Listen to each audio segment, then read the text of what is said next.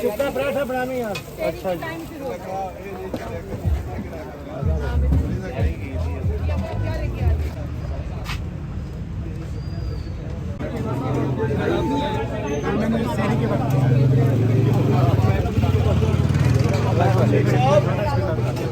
ये देखिए बड़े शानदार तरीके से सूखे तरीके से बना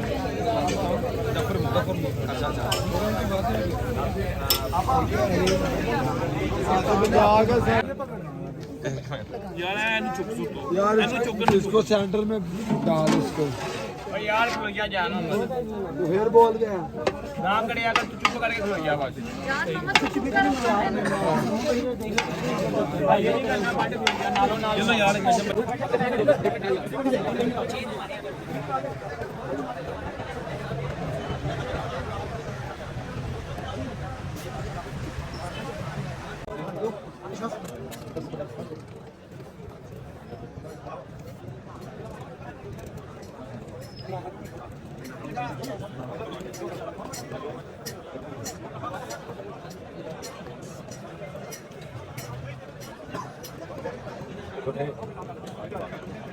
यार तो गिल्ली मिट्टी के ख्याल आ गए तो ना भैन जो नहीं आना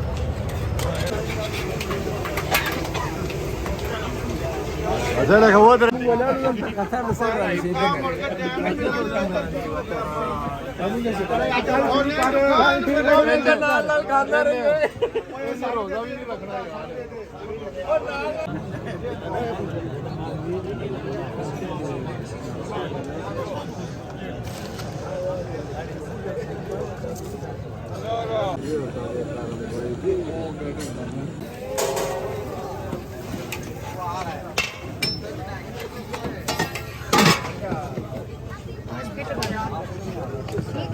सोशल मीडिया